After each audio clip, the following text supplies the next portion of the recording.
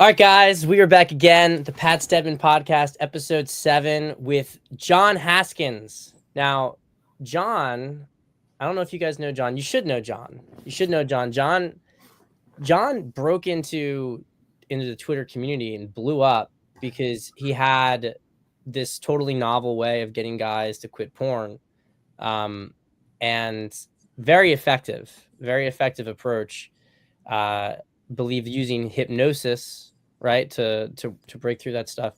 But I know like a lot of stuff has also been going on in your life, John. We're going to be talking about a lot of different things here. Obviously, we're going to talk about porn. We're going to talk about hypnosis. But I also want to just hear a little bit about, from you, like where are we at right now? What's been going on? I know you got like a beautiful like girlfriend now. Like what's Yes, the whole story here? Well, man, so I remember back a few years ago, you told me to hit the road, and if I didn't, you'd call me a little bitch. And long story short, I live in Austin, Texas now. So I moved to Austin from a small city out in the Midwest in Illinois, and now I'm in beautiful Austin, Texas. I've got a great social circle, got great friends. I'm also involved in what you could call a church plant, but also more like Austin-wide ministry. So that's been really cool. So that's been fun to go out and actually build something in the real world. So I've got that going on, and I'm in my own place, which is also really cool. I've got my own apartment, got, enough space for an office. And yes, I have a beautiful girlfriend that I've been dating for almost 5 months now. And it's been a really fun 5 months, very exciting. It's been very, very fulfilling. So it's life's upgraded a lot. I've been enjoying it. I want to talk about how you met her in a second, but one of the things that you're kind of like talking about what I told you to like don't be a bitch, make the move, right? But I mean, this is something that I think guys need to understand, and it can show up in so many different areas of your life. But the fact that if your life is not where you want it to be, like something in your environment needs to change. Right. And I don't think that people appreciate just how much where you live, where you put yourself can affect, your vibe and your growth. It's like, I know that, yeah, anybody can flourish anywhere. Mm-hmm.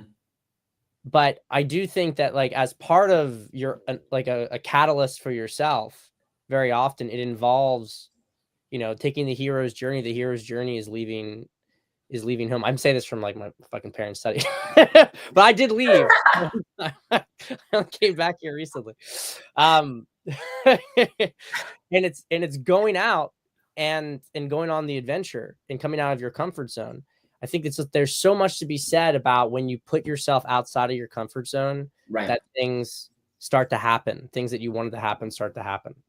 Yeah, no, I agree. And like, yes, if someone has great difficulty moving out of their hometown or their home city or whatever, like I understand that there were things that made it difficult for me, but I also put myself in a position where I had the means, I run my own business, so I had the resources to make that happen. And though I still ran into the thought of like, oh, I'm leaving my family, I'm leaving my friends, but then also being met with just the constant reality of there's not much that I can level up in anymore.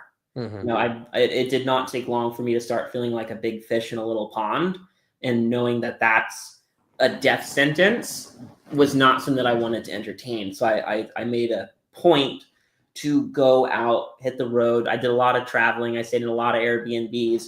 And after having done that, I can tell you that a lot of people who do these short-term stays in all these different places, like it looks really good for social media, they're coping with something. It's non-committal. You need to settle down. You need to lay roots. Because I remember when I first moved to Austin, and I had this expectation that a friend group and social circles were either going to be delivered to me, because my thought was moving to Austin, like, oh, I know people, I can tap into their networks, that'll make it easier. Moved in with a roommate who I thought was going to be a little bit more well established. He just kind of liked to keep to himself. So I had to spend the next 6 to 9 months. It took upwards of 9 months for me to get really connected and for me to start to notice, here's an invite to this event, here's an invite to this event, or having some social standing to create something that other people are going to want to come out and join. And that did involve, going outside of my comfort zone and taking risk. And a lot of that was just, the getting up and doing it. Like, yeah, I had some anxiety about things that I had to work through, and I had to go deep into my own mind to deprogram out. But like, when I was taking action, all that was so much easier. And like, to think that I could still be like, it's sunny today. It was sunny yesterday. I was out in shorts playing pickleball with a friend while people back home are complaining about not seeing the sun. And it's like, I'll get sunburned if I stay out any longer. I need to, take it easy almost. So, yeah, I mean, you're talking to a winter lover, so although it's a Jersey winter, not a Illinois winter. Okay. Maybe I feel a little bit differently about it. The thing is, though, it's not, to me, it's not about, my issue with Texas is the summer. Like, it does get really hot. I don't like air conditioning, and it's just, but this is all preferential, right? This is all preferential. You might want to go up to, the Yukon. I don't know. Maybe that's where your destiny calls you to go. Yeah, I do like the deserts.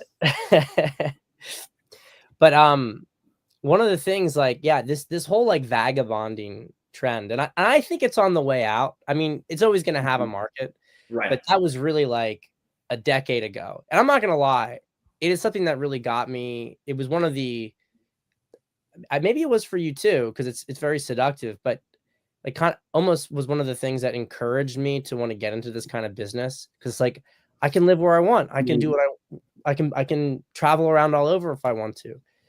But yeah, the reality is it's draining. I think it's a certain type of person who can do it indefinitely. Right. Definitely something that you want to do when you're younger and you have less commitments. Yeah.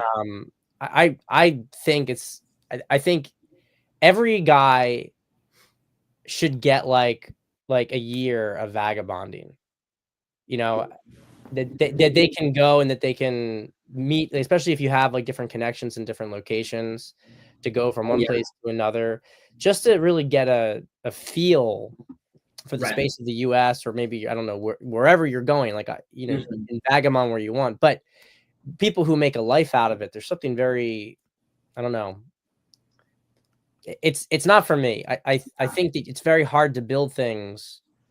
You can make enough money to sort of drift around, but I think it's very hard to build things when you are moving around, because there's some sort of incongruity between, you trying to create something that's going to make a big impact. Like, it almost requires a routine itself that you don't have. It just doesn't seem to really mesh. And yeah, I think it's, over glamorized. Right. So, but you made that jump and you traveled around a bit. You kind of, I think the main benefit of that trip was that it allowed you to see that there's a world beyond. Oh yeah. Yeah, it broadened my horizons big time. And so then from there, you get to choose a place that you really want to commit to, which has been Austin. So tell me about from there, like with your girlfriend. How did you, because you're a Christian guy, I know you're saving yourself for marriage. So this is always like a thing, like, obviously church communities, that's a area where you're more likely to find women who are on the same path. But how did you meet her? Yeah, dude. So I met her at a pool party completely by chance. And it was one of those things where, I get the invite, and I got the invite to this pool party maybe a month and a half in advance, because the guy who hosts it's like a big planner. He wants to make sure that people have the info. And in the days leading up to the event, I remember that I would go through and I would check the guest list, do a little prospect, and see what I'm getting myself into. And I was underwhelmed by the potential for who I would meet. So I remember going into it with the mindset of, I'm just going to hang out with my bros. Like I had two good friends that were going to be there. And I mean, it was a beautiful venue. It was one of those like Airbnbs, but for a pool. So we had a great spot kind of out in the Austin Hill country. And so I go into it just knowing like, I'm not planning on meeting anyone. I'm just going to have fun with my guys. That was all that I wanted out of it. And I get there and I start playing pickleball, and an hour or so goes by, and I go up from the court back up to the pool area, and I see this new girl with this long dark hair. She's wearing a headband, and she's like taking photos of the view. It was a beautiful view. I don't blame her. And I remember like thinking, like the first thought that goes through my mind is like, hello, who's this beautiful woman? And it did not take long for the person that she came with, who's a mutual friend of ours, to call me over. And I was like, oh, perfect. You know, a little intro is great there. So I get called over, start talking to my friend, and then start talking to her. And the rest of the night just unfolded where she would go from one spot, bounce around to some other people. I would do what I wanted to do, and I would come up, find myself in her social circles, chat a little bit more, get a feel for things.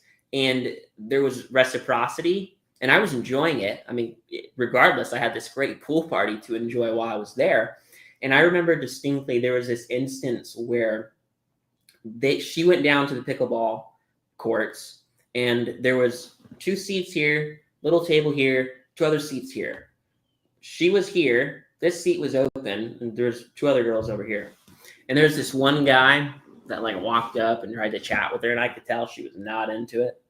At that time, I got the sense she was into me. And when he, you know, walks away, I go on and I find myself in the seat. I sit down and start chatting with her. And it was at the moment where I said something that she found funny, and I have no recollection of what it was. And I got the lightest tap right here on the shoulder. And I was like, oh yeah, I'm in. It's game on. You know, at that point, the deal was closed. I knew what was going on. And as the night starts to unwind, it comes time to get her phone number.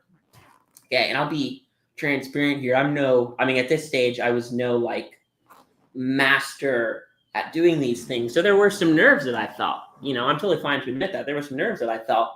And it was funny because though being so comfortable with where I was at, like when I went to ask for her phone number, the first thing that I did is I walked up to her. I do this. I give her a finger gun like this. And then I turn around to go get my phone, which was like just behind us in my bag and stuff. Grab my phone and I kind of like shake it at her. And then I ask for her phone number. You know, she puts it in, and then I text her my name.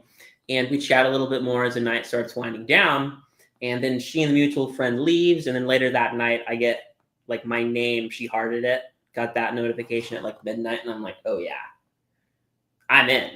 So next day, I invited her to come to one of the events that I was helping host. And she was talking about how she was tired and not feeling so good and wanted to take a nap or whatever. And I was like, well, I hope you feel better. I also put a little hypnosis in the message. Some very positive suggestions were implanted in that message.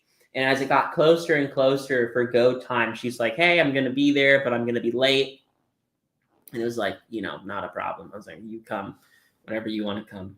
So she gets there, and I'm playing 9 square with some of the other people that had, you know, already accompanied us. And so the events that we do, they're like church related. We're technically starting our own church. So we'll have like 9 square, volleyball, and other yard games. And we do this at Zilker Park, and we can amass quite a lot of people. We've had upwards of 100, 150 people come out to these before, and it's a lot of fun. So she comes, she shows up. I'm playing 9 square. She gets in on the 9 square game. We shoot some glances back and forth. I'm in the headspace of, you know, I'm competitive. I love 9 square. It's such a simple game, but I really do enjoy it. What is it? I don't know. So 9 square, it's basically don't let the ball hit the ground. And there's a 3x3 grid above your head, and you're hitting a volleyball, and you can only hit it once. You got to keep it out of your square, and you try to get other people out. And as people go out, you progress through. If you get in the middle spot, you're the king. It's surprisingly competitive, but like it has no right to be. It's just a lot of fun. Mm. So then it comes time where she's in line, I get knocked out, and I'm able to get in line behind her. And, you know, first time saying hi to her, which also was funny because when she was there was another dude when she was waiting on 9 Square that was hitting on her, trying to get her phone number. And I remember like watching this, like, nah, good luck, dude. I know why she's here. And now that we're dating, she actually has told me that she was very, very close to like telling him, hey, I'm here for John, like in the text back, because he sent this like just awful nice guy text where he was like, wow, I'm so glad I got to see you again and have your phone number. And then he quoted Romans 8:28 to her, like all things work together for the good of those who love him. And I was like, yikes, dude. And this guy, he's tall, he's taller than me, he's bigger than me, he's jacked to the teeth, and fumbled the bag big time, you know. Just wasn't a good look. Anyways, this was her turn to then follow me around for the remaining of the game, where I went, she went. We started playing this game Can Jam together. And so the night winds down, and she comes up to give me a goodbye hug. And she's so small, I go in with like one arm and pull her in by the waist. And it was in that moment that I asked her out. And word for word, I said, let's get something sometime. I took a very, like, let it be known that I was asking her out, but not so much so, because sometimes Christian girls, they get scared. Like, I've asked other girls out. I had one girl, dude, that I asked out, and I did it in person, told her I wanted to take her out. I got hit. I couldn't believe it. I got hit with, can I take a few days to think about it? Bro, my sales brain turned on, and I was like, I do not want to do objection handling right now. I was like, yeah, you can take a few days to think about it. No problem. You know, so anyways, I take her out the next day. So I meet her on Saturday, invite her out on a Sunday, take her out on a Monday.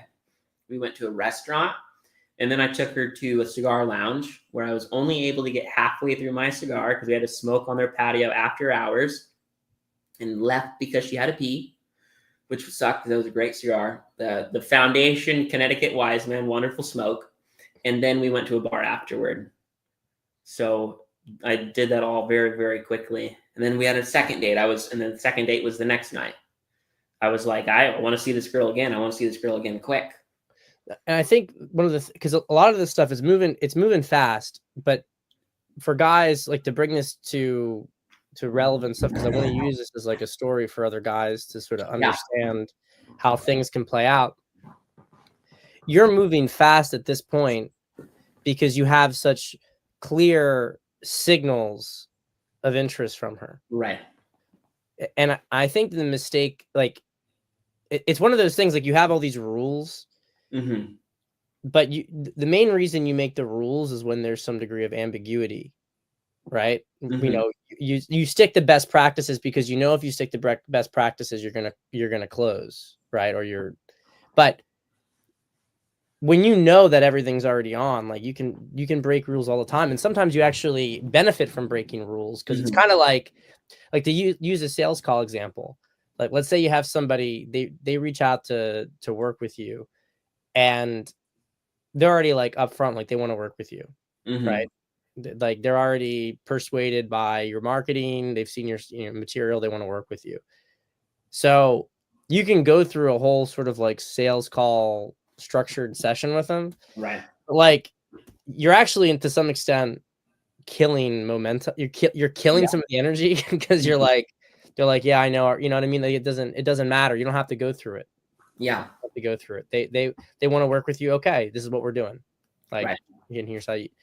So I think it's very similar with women. Some other things that sort of jumped out to me from that was how, I mean, man, this stuff kind of kills me, but I've been seeing this really recently in the Christian community in particular. And I know I'm not the first person to comment on this, but you know, I got a lot of support. I'm not like gonna like, but I also got a lot of flack for talking about that, I think it's Nala something girl. You maybe saw Oh yeah, I've heard. Yeah. right? And there's just this like real weakness in Christianity right now. And you're describing this guy, right? This guy who, and look, she was already attracted to you. There's something that happens on a higher level when attraction goes that quickly. There was stuff that already came together. So he probably would have been dead in the water anyway. But to like, he's a jacked, like attractive guy.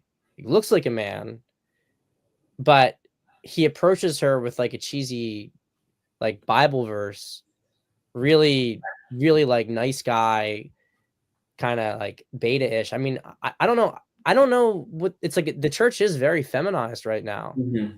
I have not seen like the most outrage you seem to get from Christian circles right now is calling out like bad female behavior, or like a pretty, I'm not saying 100%, but like pretty clear grift going on, and they get so angry about it.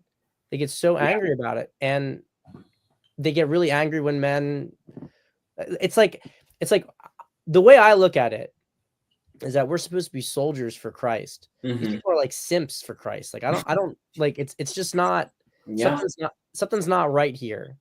So, I mean, I feel like that guy should have been a much more aggressive person, but he got sort of sucked into some sort of nice guy church programming. And why is it that the church is doing this now? Like, how do you think it got to this point? I mean, you have a lot more experience in more deep religious communities than me. So I think there's something to be said with the American Protestant church. I think this also does find its way into the American Catholic Church as well, but I'm American Protestant. I go to a non-denominational Protestant church where their production value for streaming their services and their like worship, like they got people that go on the stage with their cameras. I think they actually do have a fog machine. So I'm in it, but I do enjoy the church. A few years ago, you wouldn't have caught me dead in a church like that, but I do enjoy it. They do have good pastors. Their pastors are young also. They're all like in their 30s. They're good looking. They're not overweight. They're slender. You can see their biceps or their shirts. So it's a good church. It's doing a lot of things right, but overall there is this broad, feminization of the church. And I think part of the reason why we're running into this is you hear a lot of people talk about things like, oh, it's not a religion, it's a relationship. And I'm like, I'm pretty sure if you read the James's James's book, James's letter in the New Testament, it's like, it's not just, there's religion to this. And that, of course, relationship, not religion, appeals to women. It appeals to people who are more feminine. And to be, beaten over the head by that at a spiritual level, because so much of who we are, it is at a spiritual level. It's that deep inner self. If that is then feminized, there's going to be an outward expression of that feminization that is then going to affect men. Like men, we need structure, we need hierarchy, we need to know that people who are in leadership are respectable. We have to have good social circles, we have to have good groups, we have to have a hierarchical understanding of relationships and friendships. Like, I know that there are some men who are going to be mentors and I'm to follow after them. I know that there are some men who are my peers, not necessarily the same age as me, but peers who I'm going to walk along with. Sometimes that means I'm a few steps ahead. Sometimes that means I'm a few steps behind. I might guide them in areas, they will guide me in other areas. And sometimes there are men where they are, I'm the one who's in the front. I'm supposed to mentor them. I do that professionally, and I do that in, social circles as well. And it's harder to find those distinctions in the, modern, this average American Protestant, or just really this average American church. And there's also the soft talk about sin. Like, you know, I understand that for someone who is new to the faith, it is an awful lot to tell them to radically give up all their stuff all at once. Like, you need to stop doing this, you need to stop doing this, you need to stop doing that.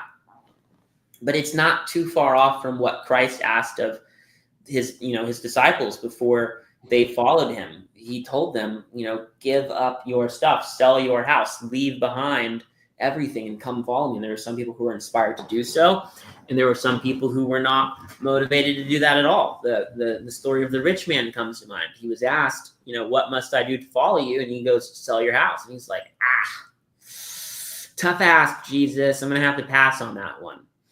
And those types of things, proposing a challenge, that is going to speak to the masculine soul. It's going to speak to the masculine heart, because a lot of these guys, they don't know how to give themselves permission.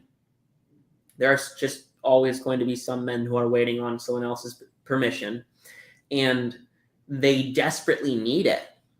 And there's nothing inherently wrong with, being a man and needing someone else's permission. That can be validating, that can be helpful, but you should develop the ability to do that on your own. And we have the church, which is in a position where they can give men permission, like, do the hard thing, take risks, go out there, make a name for yourself.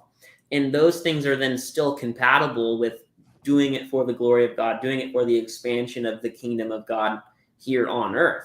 But we've lost this structure, we've lost this system, we've lost this appreciation for religion, which is going to inherently be more masculine because it's structured, it's ordered, there's boundaries involved.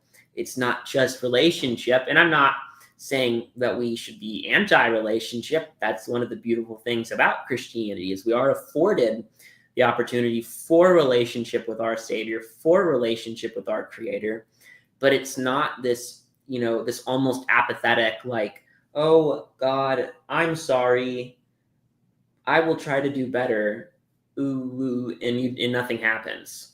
That's not good. There should be a sense where, a man, you ought to be self-accountable. You ought to exercise your responsibility, your agency to go out and get what you want.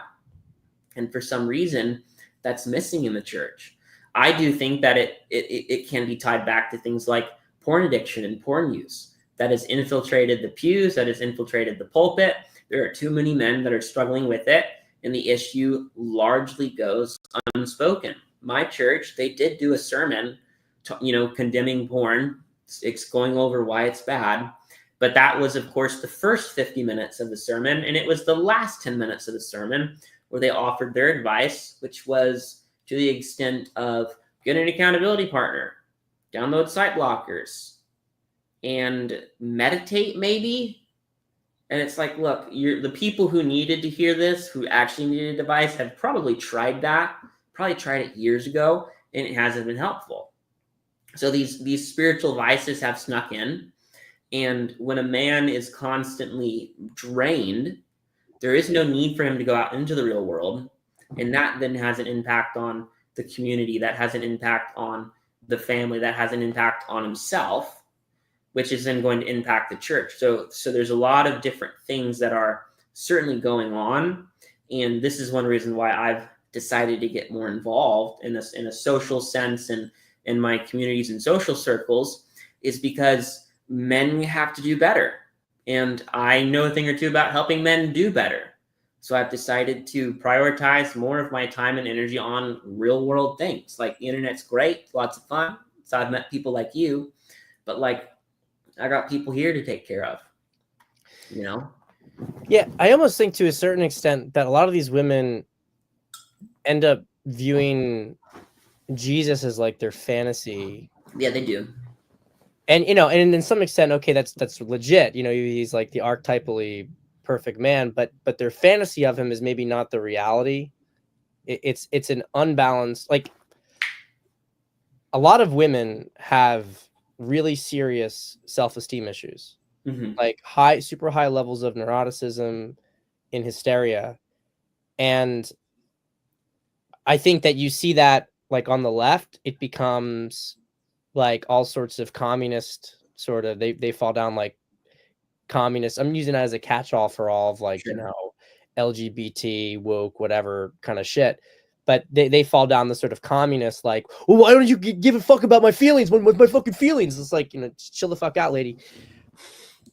I think that they do the same thing though in Christian circles. That's why there's been a long time recognition of the same sort of like feminist infiltration in the church. It's just that, well, Jesus wouldn't do that. Jesus says this. Jesus says this. Right. But really, all Jesus is for them, Jesus is just a rationalization of whatever emotion they have. Mm-hmm. And so they don't feel good about something. Well, Jesus wouldn't make them feel bad about that thing. You know, Mm-hmm. there's no sense that it's like, no, Jesus thinks you're full of shit. Because a lot of them are full of shit. A lot of them are full of shit. And all love, and you really understand this. You really understand this when you're raising a child. Mm. There is no real love without boundaries. Mm-hmm. It's part and parcel with it. You have the unconditional aspect that like, I accept you for who you are and I love you for who you are. But then there is also the clear conditional, but this is right and this is wrong. Right. This is acceptable. This is not acceptable. And if you love someone, you actually create boundaries around their behavior, because that's the only way that you help them to actually grow and improve. Mm-hmm. And I think a lot of women lack boundaries. Men won't put the boundaries on them because men don't want to get called out. But the result of that is that the women become more neurotic and hysterical and seek to try to micromanage more things because they lack the safety that a boundary provides. Mm-hmm. So, I mean, I love women. I absolutely love women. Yes. But like, there's a big lesson in here to just like fucking ignore them. Like a lot of this stuff is really, it's completely out of control. And I see this stuff with the porn star stuff, and I want to segue from this into porn, of course, as well itself. Mm-hmm. But the issue for me with a lot of these redeemed porn stars, I genuinely, this is like, John, what really frustrates me and pisses me off about getting attacked for this kind of stuff is that I've been attacked for a really long time for actually saying that women who have a sexual past can be good wives, yes, and can be redeemed. I have been like, a lot of guys, a lot of more radical red pill people would 100% call me some sort of like beta simp because I do not write off a woman the second her body count crosses, you know, number 5 or number 3 or whatever the fuck arbitrary number they assign to it. But what these people are doing when they defend somebody who is a porn star who then decides like, here's my testimony now I'm a Christian, I'm going to be, it's like, is your faith so weak that you're so desperate for this like redemption story? Like you need to hang your hat on it, like that you did this somehow? When a woman is actually reforming herself from a bad past, it is an incredibly humbling and shattering experience because they realize that what they have done to themselves. And there is a very, very quiet desire to change. They are not like, there's a lot of acceptance that what they did was wrong and was bad for themselves. Now, I'm not saying that these reformed sluts or whatever don't say some of this stuff, but their real sin, I mean, I'm not saying that there wasn't lust involved with it, but it's really like vanity. Like they like to be looked at, they like to get attention, and if they haven't changed that, like if you're a cam girl, you can't just stop having tons and tons of promiscuous sex. You also have to stop seeking attention. Otherwise, there's no proof of redemption, and that's where it happens. Like a woman who just had a promiscuous life, it's more persuasive to me that she could change, because she could change that by simply not going out and doing that stuff anymore. Then you could see, okay, there's a correspondence. But if your whole thing was getting male attention for yourself and for your body and the things that you're doing, and you're still doing that. I don't see a core. It's just like a window dressing. And I'm wondering, this is where you get into like deeper psychology stuff. What is it with these like trad women who, why are they defending her? Because I have to think to some extent, either they did something themselves, or they're thinking, or they've had a lot of thoughts themselves about being like that, wanting that on some level, because their reaction is so great that it's like they're personalizing it. Like, oh, you're saying that she can't, oh, she's not good enough, she can't come back. And like, what the fuck? I thought, why is there's some projection that's going on there. And maybe you could generalize it and just say, anytime a man judges them for anything, that they're identifying with that judgment. But I don't know, man. Something's really up about it. It's a sickness. I really see it as a sickness, and it's really embarrassing. Like when I listen to this stuff as a Christian, I'm like embarrassed. It embarrasses you people. Like, this is what you fucking care about? You're like up in arms. How dare you question this, slut? Like what the fuck? Like focus. Like, do you have any idea how many problems this country has? Like how much like evil things are going on? This is what you care about? Anyway, I think on the bright side, there's a regeneration going on. Yes. And I do think it'll start to find its way more and more through the church. But Christian men in particular need to get rid of this sort of nice guy behavior. They need to step up and understand, like, Jesus was a man who spoke boldly. At great personal risk on a regular basis. And he had compassion for people, but people who actually had contrition and showed contrition. And he protected those people who had contrition, right? That's what it is to be a man. It's not like trying to, agree with some harpy. I don't know. But part of this whole thing, and I also wonder why a lot of the men are quiet around it, is because of the porn stuff themselves. That, maybe a lot of these guys are, I know it's like, it's a big thing in the Christian community. Like, porn use is really high. I think porn use spikes on Sundays. Is that? Yeah. Most watched day. Yeah. So there is this like shame cycle that goes on with it. So, I mean, you've had a lot of experience deprogramming guys from porn. So why don't you talk a little bit about, about how you do that, and where you really feel like the effects on guys are? Because I think that just to couch the discussion, I think that there are the effects that come from really extreme porn usage that often get talked about, and are important to talk about, right? Like erectile dysfunction, having like, not being able to get turned on by like regular sort of intercourse. And I think it's important to bring that stuff to people's attention about how it can rewire your brain in a similar manner to like sexual abuse. I actually consider it low grade sexual abuse that over time can become pretty substantial. But I think what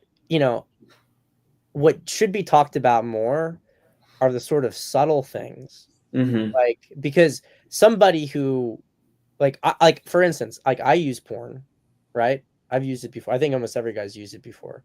I was working with you on something else, but at that time there was still like a little bit of porn usage that cropped up. I mean, that is like out of the picture at this point in my life.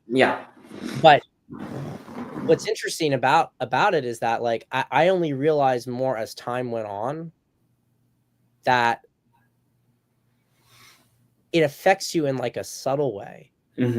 Like, it makes you kind of like beta in a subtle way. Right. like how you engage with a woman, even if you don't. It almost makes you like too oriented around sexual release. Yes, it does. Yeah. And the thing is, this is so insidious because you're not used to, like, you almost don't detect this. Right. It's not like you have any problem like having sex or wanting sex with you know, your woman, but it's like it affects your polarization in ways that are really just subtle. So why don't you talk a little bit about this? Yeah. No, you raise a great point, because there are, more extreme consequences like erectile dysfunction or premature ejaculation. In some cases, delayed ejaculation, just the inability to, get off yourself, which maybe that's desirable for some. I hear it's frustrating still. And then you have the psychological impacts of extreme fetish content. And then, the indisputable reality that you have men who watch porn who then turn into cucks, right? Yeah. They get off to other people getting off, and that will transcend, and that will show up in their real life and their real relationships. That's not good stuff. And then you do have these more subtle ways, right? Where you might have less edge, less energy, less confidence, which is when you realize just what porn is taking from you. Like, I'll have clients that reach out. Most of my clients reach out who are like weekly. They use it 1 or 2 times per week. Very rarely do I get the guys who are like, man, I watch it like 2 times a day. And, because at that stage, they don't really want help. They need to get to that point where they're like, okay, I made great progress on my own.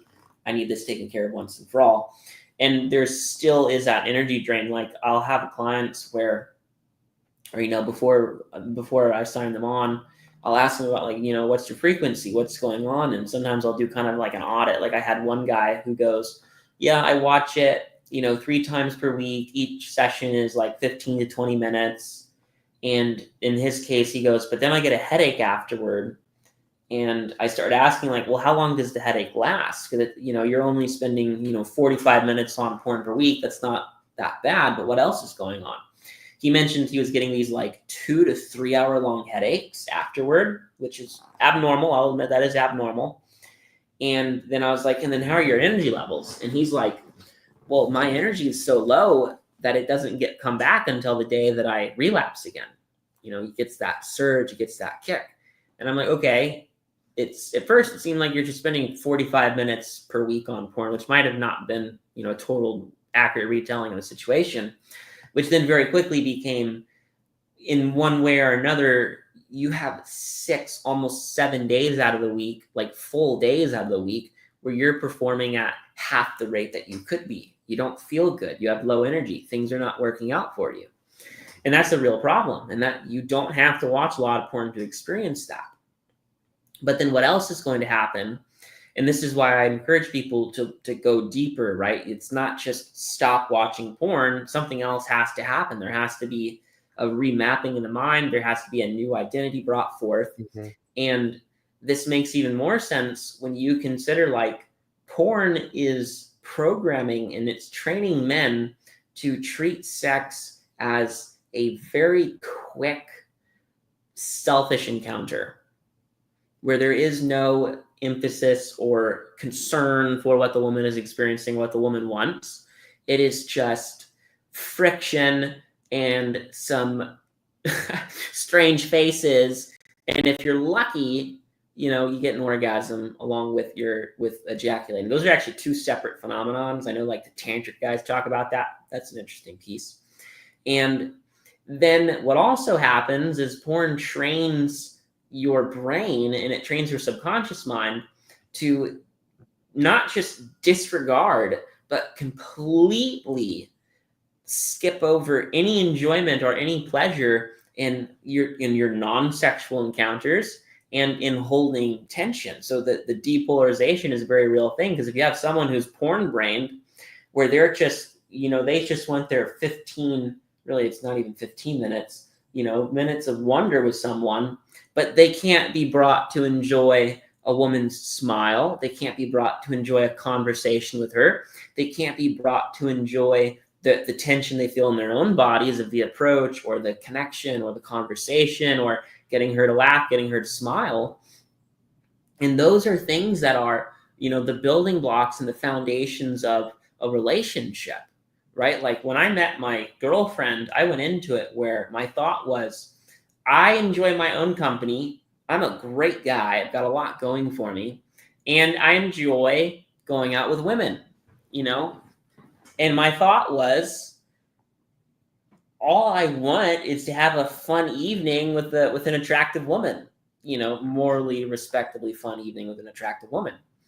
And that's what I got.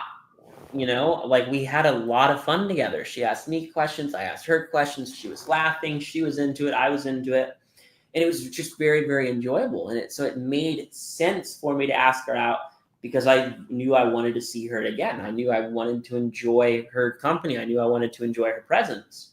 She's very feminine, very soft, very bubbly, and that was an amazing thing. If I had been porn brained, I cannot tell you that I would have enjoyed those things, because then you also see this trend online where you have these guys who are like, they'll see women doing like girly things and they're like, degenerate, used up, ruined. And I'm like, bro, she's just a girl. Chill out.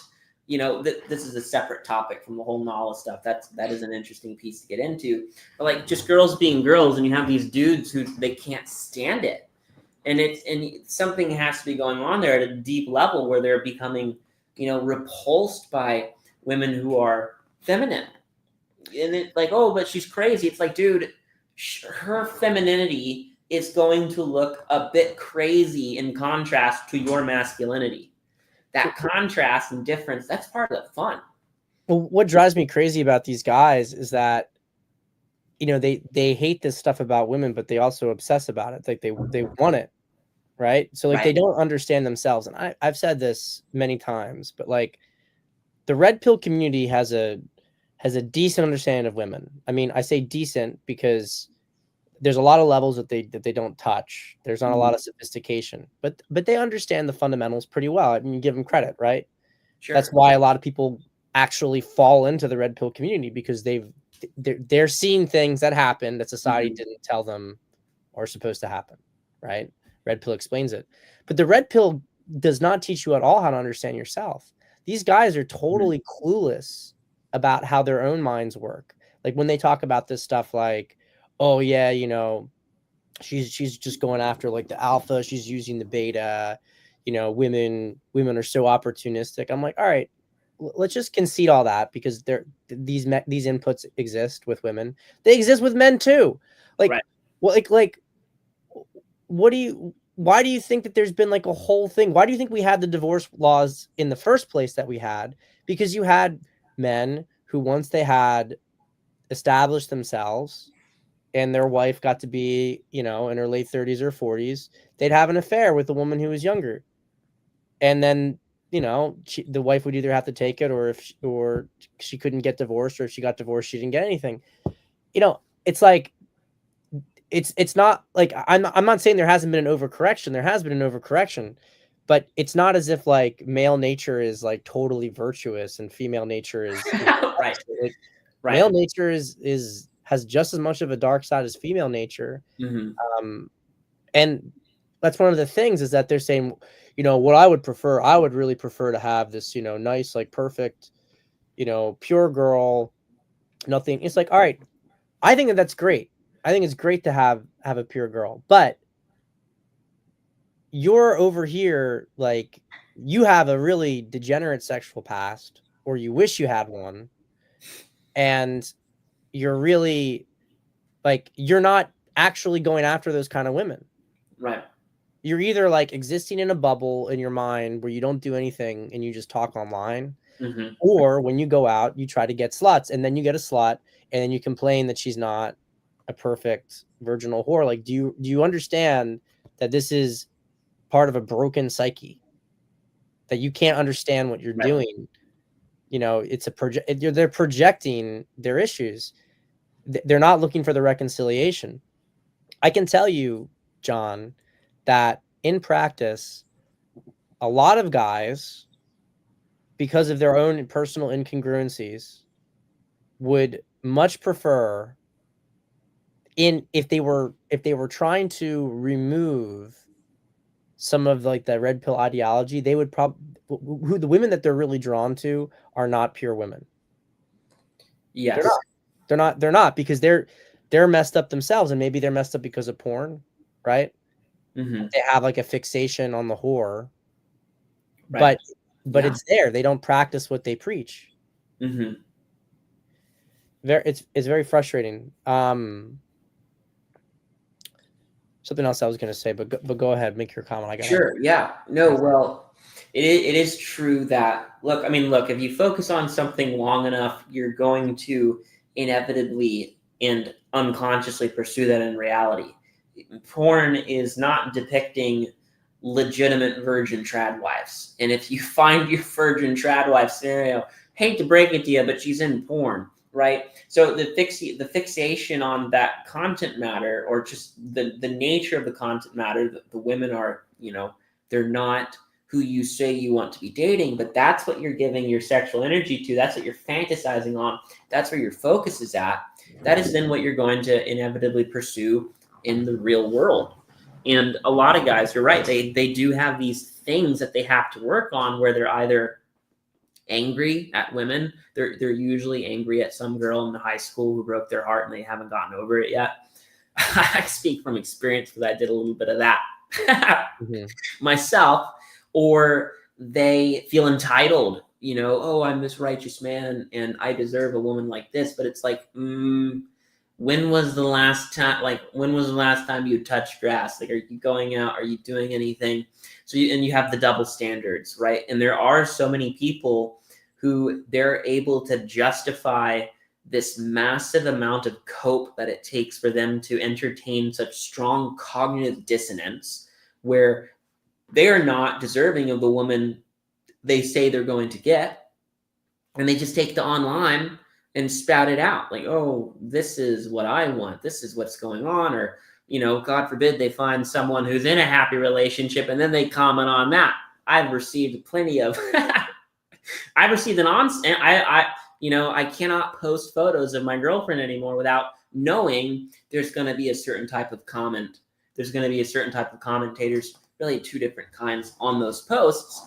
And for me, it's just like, dude, you got to drop all this stuff. You got to confront the tough stuff that you're running from. And you have to go out and you need to be open to the reality of just where people are at in lives. Women are going to go through tough things. Men are going to go through tough things.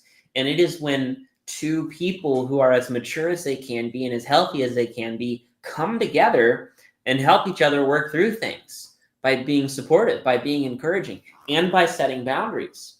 That was one thing that I did early on in my relationship, is I made some boundaries and intentions very clear.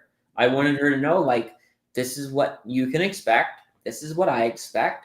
This is how things are going to happen. These are the standards that I hold for myself. And it laid a very strong foundation.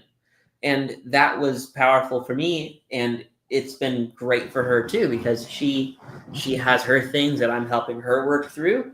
And there are things that I'm working through that I now realize I only could have confronted because it's a relationship that brings that up. I'm thankful to have support and guidance from mentors and whatnot through that process, because you certainly don't want to forefront that in your relationship. But with these guys, it's like you have to confront the hurt or the shame or the trauma or whatever's going on, so that you can actually look at a woman and go, wow, she's attractive. I bet she's fun. I bet she's enjoyable. Pat, it's interesting. Part of my adventure in deprogramming myself, actually, a great deal of that I credit to my alt account that I started a few years ago. I doxed myself a few months ago, and what I was doing was I was using it as a dating profile, and I had some genuine encounters through that. or some just fun stuff here and there. And what I was doing was I was spouting these truisms and just these white pills about women. And I still have the tweets like highlighted on my page, and you can go through and see them. And I remember like I would get just these horrible reactions from people in the comments where they're like, women are not like this. Or I would like intentionally try to go after the red pill dudes. But it was so much fun because like I called myself Sigma Grindset. I had a profile photo of me shirtless and flexing with laser eyes to like give off some red pill energy. And then people are like, there's no way that this account is not being run by a woman. And I'm like, well, I can't dox myself. But what happened over this process was it did help to reframe and reprogram my perception of women. And that was hugely helpful when it came time for me to start more real socializing, because I didn't go in with this crippled perception of women being these terrible, cruel creatures that I have to tiptoe around or I have to, beat into submission somehow. And instead, it's like they're fun. I remember I tweeted on my alt account, it said, repeat after me, she's just a girl, she's silly and she's not to be taken seriously. And I remember like I found myself repeating that, and it was like, it's true. And because I like to think of frame, I think of frame differently now that I'm in a relationship again. And it's like I see myself as a wall and my girlfriend is a bouncy ball. She just wants to know that she can bounce, bounce, bounce, bounce, bounce, and bounce off.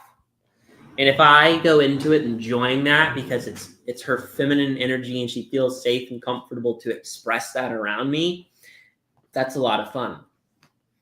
There have been plenty of times that we've laughed, we've joked, and it's all like, what are people so scared of? Why don't they see that this is so much of the enjoyment?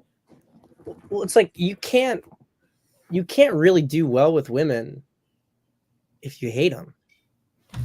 Yeah, and you guys don't realize they're spiritually gay. They hate women. Think about this. Think about it with anything. People are like, "Oh, that's not true." It's like, okay, well, post receipts first off, but second off, like, are you gonna get good at a sport if you fucking hate it? You hate every fucking minute of it. Are you gonna hate it? Are you gonna do? No, you're not. You're not. Number of people who are going to be able to consistently put the effort in to become good at it on a regular basis is extremely small amount. You're probably not one of them, right? And what's the point anyway? Because even if you do get them, you're not enjoying it because you hate them. So like, what's the benefit of the whole thing? Like you said, like they're spiritually gay. They don't like women.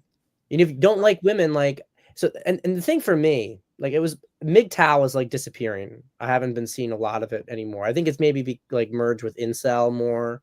But one of the things that always bothered me about MGTOW was like, well, I'm a man, I'm going my own way. Women are like this, women are like this, women are like that. I don't want to have any time with women. All right, well then just fucking stop talking about them. Like I should never see you on the internet. Right. You should be doing your own thing, living the dream, but instead your consciousness is constantly leaking out on the internet because you actually do care. You really want a woman to value you and you want to be loved by a woman, which is perfectly reasonable human emotion. Mm-hmm. So maybe try to understand how they work and appreciate them, and you can get it rather than becoming like a Venn account. Like, yeah, women are fucking dangerous. Women can do some really messed up stuff. They can totally, there's a level of amorality to their sexuality like men. And, if you don't know what you're doing, if you're going in blind, you're going to get used and abused. You're going to get taken advantage of. You could get your heart broken even if you do know what you're doing. Big fucking deal.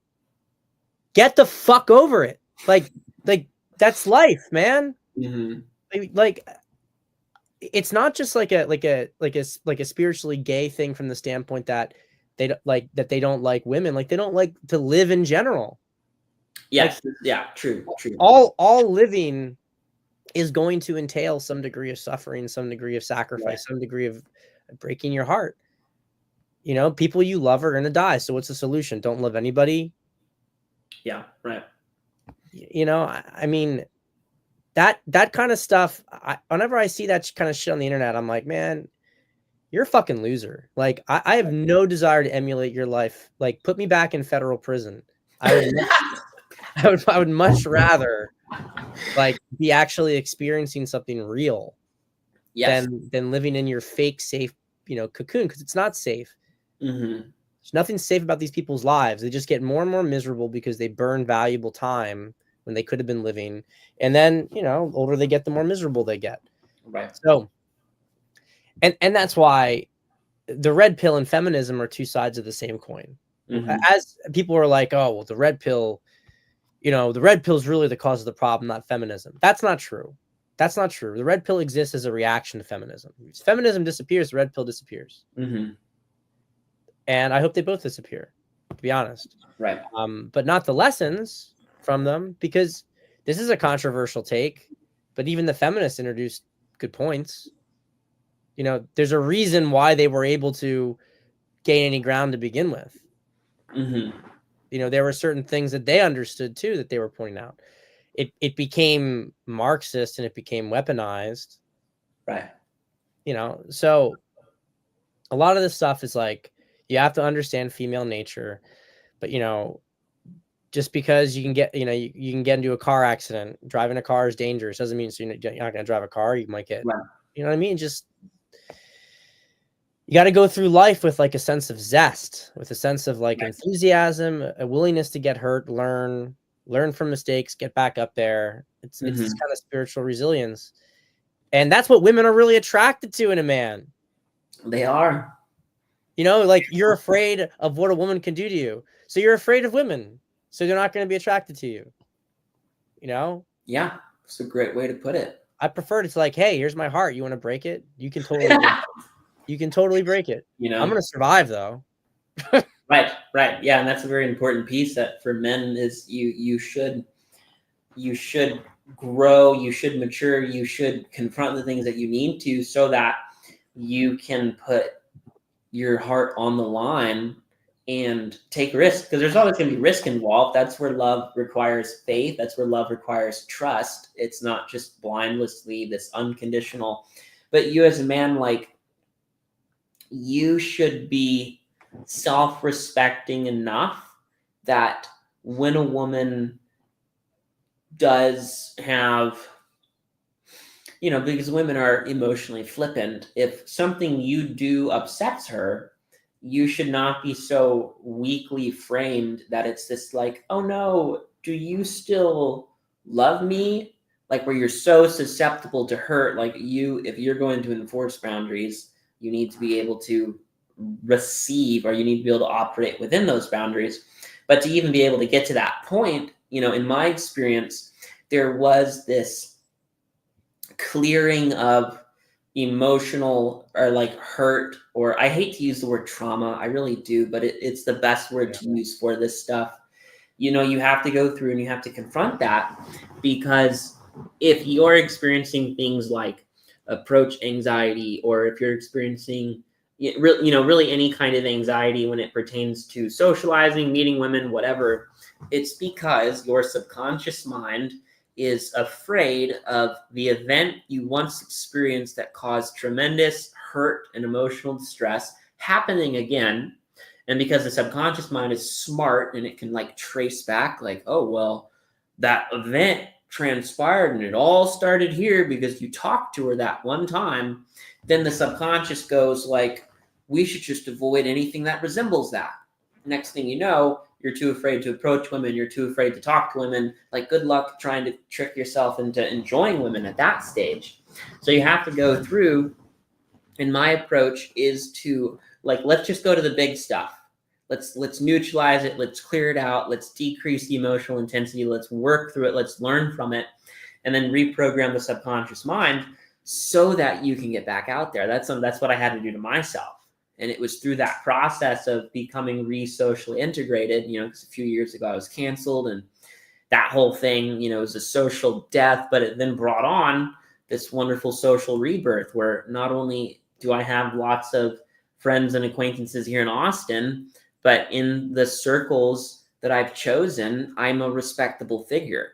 I know that people, they come to me for advice and they want to spend time with me. That was one of the wonderful things that played in my advantage that I had no control over at this pool party that my now girlfriend went to. Is she at first felt out of place because she was one of the younger people. Most of the people there were closer to 30, if not older than 30. My friends, man, there's not a lot of, a lot of 24, 25-year-old guys that I just jive with. So anyways, word gets around and she's told me like, oh, people would tell her like, hey, John's young, you should talk to John. You should go meet this John guy.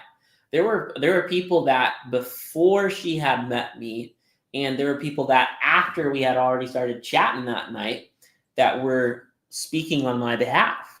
And there was in the mutual friend, this is actually a great anecdote, and this is one of the reasons why men, you need to love women and you need to treat women with that love, with that gentleness and that kindness, because the mutual friend that she came with she's in her 30s or her early to mid 30s, and this girl, this mutual friend, she's boisterous, she loves to banter, she's short, and she's not all that attractive. And I remember meeting her early on, like last year, and I realized like the only way to get along with her is to banter back. And so I would banter back with her. I'd have fun with her. Usually not the type that I would like too much, kind of annoying sometimes. But she's she's a good woman. She's got a good heart. And it was my now girlfriend hearing the mutual friend talk so highly of me that helped build a case of interest. And a selling point was, if he treated her like that, and he's obviously not into her, he must like women. I do, but I got to go through a lot of work to make that happen. It's the reputation, and the reputation spreads. Like, you treat women well, you treat other people well in general. Like, people trust you, you're kind. I mean, yeah, like I think in the game world, people get hung up on, the desire traits, and they're important, being like funny and charming, like you could banter, right? So there was something there that you were also pre-selected as being a guy who, had some pretty good game. You were attractive, but it's also having the trust. Like the reason that status is so valuable isn't just that other people look to you, other people accept you. It's that other people trust you. So you can, like, a woman can be interested in you a lot faster because she sees, well, all these other people like him, they vouch for him. And especially when you have other women doing that too, it goes a long way. Yeah. She can relax a lot sooner. And, it's no disrespect or to the cold approach guys, because I think that cold approach has its place, and it has its place particularly with certain personality types. And I think it's a great skill to have. You catch your own fish wherever you go. You want to meet a girl, you can always talk to her. I think if you can master that, you can do well with women in a lot of other circumstances. But man, like the social circle, I'm always going to be standing by a social circle, because it not only because it makes your life better in general. Like you have you're doing more fun things, you got more connections, but it just makes it easier. Like everything's easier. Like your life is the life that you're building is making it so that women can easily meet you and want to be with you. Like, why would you want to make it more difficult than you're supposed to? I'm going to give like a really degen example of this, because I thought it was really fascinating. I don't know, Dan Blazarian, right? Yeah, I know him. Yeah, so he's like, he's very multimillionaire, initially poker player. Now he's basically just into like sleeping with women. you know, he's got like a Playboy. He's like trying to become like the next Hugh Hefner. Last I saw, I read his book, which was amusing but disappointing. I thought the ending of that book is really disappointing, and I am going to give like a spoiler alert with it, because the entire course of the book is showing this sort of like degenerate progression, like going to like the heights of it. And there's a moment, and it's like, and then he's like, "This is really empty. Like I'm not like getting anything. Like it doesn't even mean anything anymore."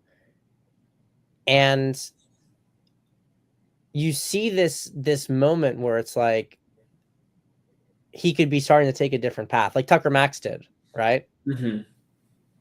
And be like, you know what? Like I'm gonna find like a girl. I'm gonna build something. You know, I'm gonna take life more seriously. And it's like, and it went the opposite direction. It was like, but you know, I guess like it's okay. You know, I can like figure things out. Or I don't even know what he said. It was just really like lame. It was like he it was like he just decided to rationalize it and went right back into it. Like, so then I'm gonna like have more girls over. I was just like, this is kind of I don't even see what you're doing with your life anymore. Like you have all this money, you hit the pinnacles of it, but you just seem kind of irrelevant. So I mean, I'm saying this, he's obviously an important guy, right? He's a successful guy, but he could have been something more. Right. He could have been something more. You know, this will trigger a lot of people, and I don't think we need to go a lot into it, but I think Andrew Tate is an example of somebody in a different way than how I was thinking for Dan Bilzerian, but he went a different direction. Like he's invested himself in like big causes now. You know what I mean? Like rather than just have a bunch of girls, like he's actually just like, I don't give a fuck about these girls. Like they can like, and I think that's what made him more relevant. He could have just been like, I'm a multimillionaire Bitcoin Playboy guy.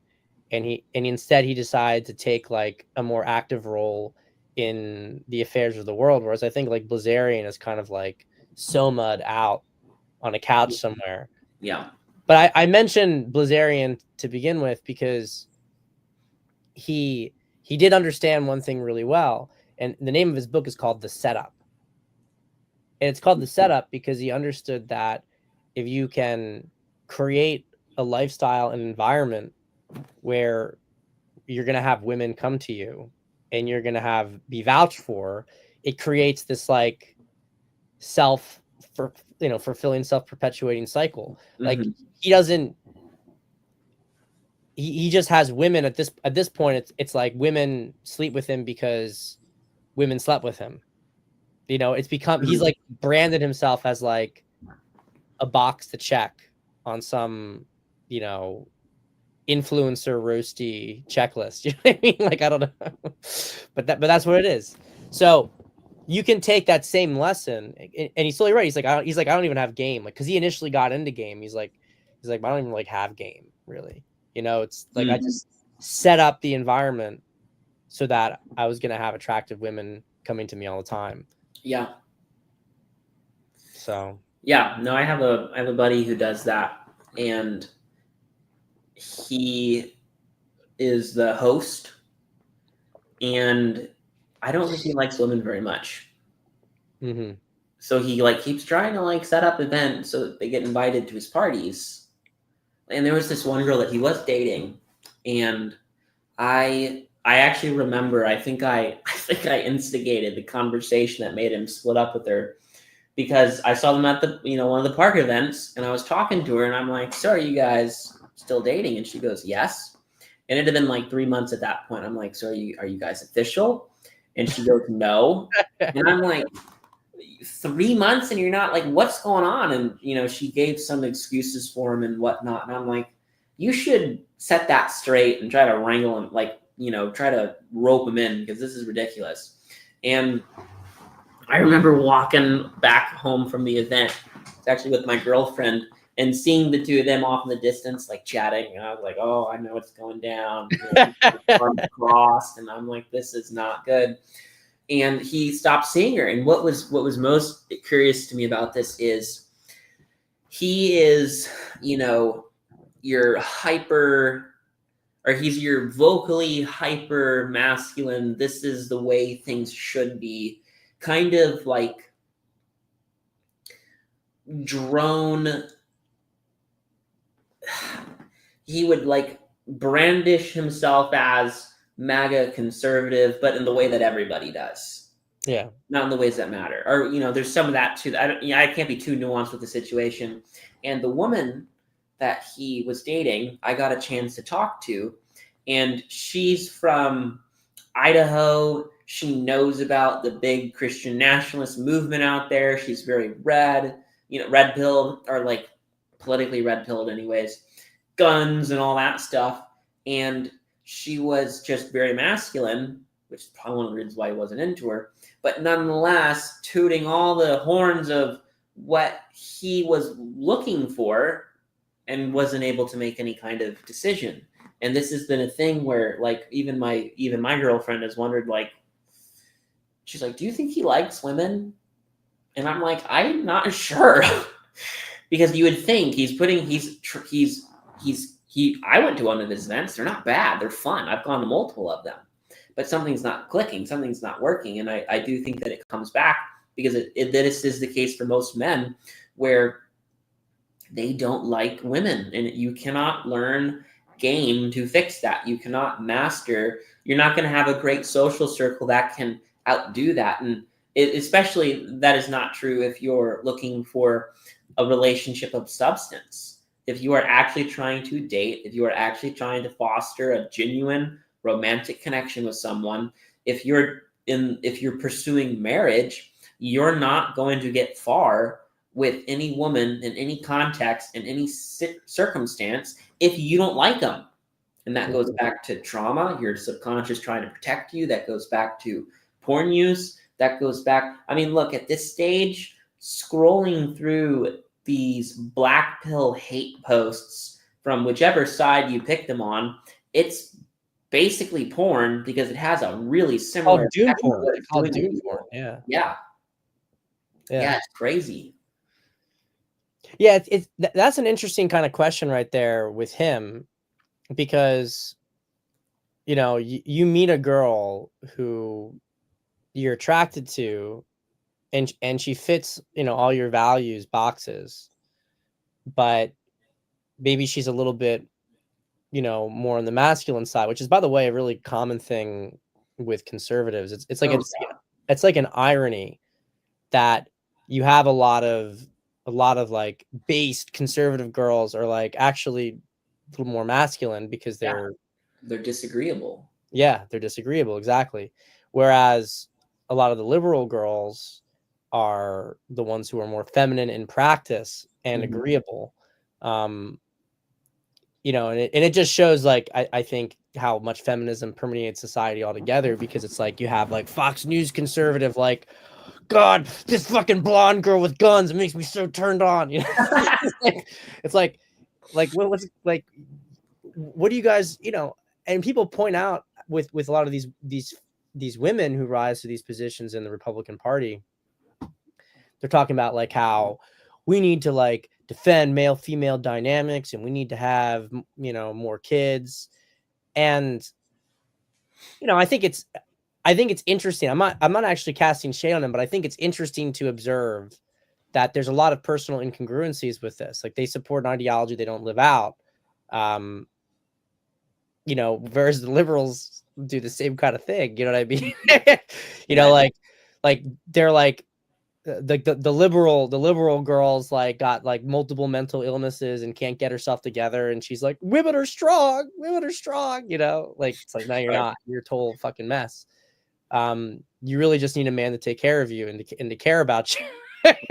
but like, whereas the really tough, like, conservative woman's like women need to be more submissive. You know? Yeah, it's like, they'll take out the fucking trash. You know what I mean? But here's the thing. So it's like where you go with it. I actually think, because of ideological congruence, you can probably get still get, I mean, assuming it's not too extreme, like Ann Coulter, too extreme, right? But assuming it's not too extreme, I actually think that a lot of those women will learn much more to be like feminine and to surrender to a guy. Right. They just, they're just strong themselves. And I'm not saying that that's who you should go for, but I do think that there's stuff to work with there in a lot of cases. Right. But it's going to be interesting to see what changes, because I see wokeism dying. I mean, people don't necessarily, I'm not trying to act like I'm some sort of like fucking sage, because when it comes to timing on things, I've been wrong. I've been wrong about timing. You know what I mean? I definitely, everybody knows, I thought that 2020 election, they weren't going to let it get stolen. Thank God they did, right? Thank God I'm not the one making these decisions, and that it's coming from God, because these are, absolutely using evil to destroy itself, letting them have the overreach. Like, I ate shit every single day of Biden's administration, and I do it all over again for just what we've had in the last 2 weeks. So, but all that said, now that you see what the Trump administration is actually doing to go after the funding sources like US aid, I mean, this stuff is serious. Yeah. And when I say that they're not going to exist anymore, it's because half of them are going to be in prison. I mean, it is really like their entire racket is going to be exposed, and they are going to be completely fucking annihilated as a political force in this country for the rest of our lifetimes. It's going to be like Nuremberg by the time this is all over. And you can quote me on that. I'm going to stand by that. I mean, there's a reason one of Trump's first executive orders was reinstating the death penalty for treason. Like, this is going to go there. This is not a drill. There's no reason to make that one of your first executive orders and then to go directly and freeze their, funding and start doing forensics into all this stuff. So I say all this stuff in the context of women and dating. It's going to be interesting to see what happens when you have, let's say, less dispositionally assertive women are we going to have, is the cultural consensus going to be, being like a conservative feminine woman? The average agreeable woman is going to want to do that. I think that there's a good chance that we might get there. Actually. I do too, because it's becoming more appealing. And this is why it's so important for us conservatives, with Christian values, or, Christians with Christian values, to parade and to show, here is the good life that I'm living. And though it has its challenges, it's easy because it's following a natural trend. When a man is able to trust his emotional instincts and his logical instincts, he's able to lead. When a woman is able to trust her feminine instincts, she's able to follow. And as you train yourself in those ways, it becomes easier and easier. It's supposed to be easy. And the fruit of that is men who are at peace and women who are not anxious, and babies and beautiful houses and little gardens, and just everything is better because things are able to flourish. So then that's where we have a responsibility to show, we understand this as coaches, right? Because we know that our clientele come to us because they go, I want what he has. He's figured it out. I want his system. I want to learn from him. They've seen that we have something that's worth repeating. They've seen that we've gotten ourselves results and other people results. So naturally they want to replicate it. And it is no different to everyone else who's consuming any kind of media. It's actually been very interesting to me, because my girlfriend does enjoy to spend some time on TikTok. And people are so influenceable and suggestible to this media. It's the whole way that it's structured is so hypnotic. But it does not take much for someone to see this content of, call it traditional family roles, and for them to realize like, oh, I kind of want that. And then for them to meet people who have it and they're able to talk about the beauty that comes with it, and they're able to talk about the reward even in the face of challenges that come with it, the consensus will change and the desire will change, and that will become mainstream once again, because it's God ordained. It is what is best for us. The benefits are indisputable, but then also we get to play a role in telling that story so that others go, wow, I want that. You mean that's possible? I can have that too. I want that. And then we go, good. It's going to take hard work. Are you ready to put the hard work necessary so that it can be easy? And then it's just up to the individual for them to go, yes, I am. And then the next steps follow. Yeah, I think that you're seeing the stuff that they promoted culturally. You know, I'm not saying it's gone overnight. It's still coasting a little bit, but you can see it just deteriorating really quickly. I mean, I think things got a little too disgusting the last few years. There was way too much tranny stuff and androgynous stuff. I mean, women want to look attractive. Like, Right. yeah, you can convince them to do some kind of weird things in the name of fashion, but it started to get really like disgusting, repulsive for a lot of people. A lot of women didn't want to be a part of that. And I think right now, you know, it's one of the things I always told guys. I said, you know, counter movements always start with men. They start with men who are outside of the mainstream, where you have the men who have control, surrounded by all the, you know, the majority of the women. The men in the counterculture, they just start pushing against it. And the women will inevitably come to them more and more and more as they gain success. I tracked the manosphere. When I came into the manosphere, like Twitter manosphere 2015, 2016, there's no women. There was like maybe 10% of the posters in the corner of the internet were women, maybe. And I could see that by 2019, you were starting to see more women come out and engage.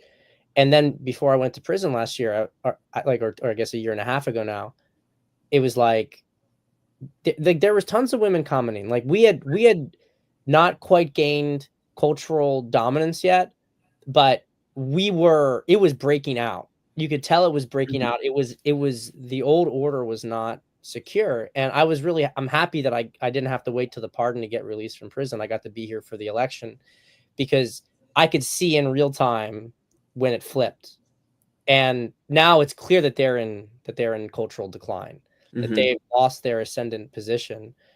And people are just really at this point coming to terms with the fact that they're out of that ascendant position. And I really foresee in the coming years a lot more promotion of big glamorous families. I think that is going to be really like, I think EV Magazine's great, but there's a lot of influencers on Instagram and elsewhere who are promoting this sort of lifestyle. And, you know, yeah, there's money there and there's some degree of glamorization with it. Sure. But that women want that, right? They want to see like moms looking sexy, having nice life, you know, having kids. And I think it's where it's going to go, you know? Yeah. So. Well, look, John, I got to jump. It's about dinner time. We eat early around here, but it's been a pleasure, man. Tell people where they can find you on X. Yeah, man. So right now it's at John Haskins JR. You can find my personal page. Shoot me a DM if you want coaching, if you want to quit porn. My thing is, you work with me, you quit porn in 31 days, guaranteed. And if you want to learn more about what I offer, you can go to johndavidhaskins.com, or you can just shoot me a DM. We can converse, hop on a call, see what works, what doesn't work, and go from there. I also have my book, I Can't Believe How Easy This Is, How to Conquer Screen Addictions with the Power of the Subconscious Mind, available anywhere you buy books or ebooks, most notably on Amazon. If you search the title, I Can't Believe How Easy This Is, you'll find it right there. They might recommend I Can't Believe It's Not Buttered first, but it'll pop up. You'll see it. Put the whole title in there. It'll pop up. All right, brother. Well, it was a good chat. Yeah, man. It was a pleasure. Thank you for having me. Yep. Speak soon. All right.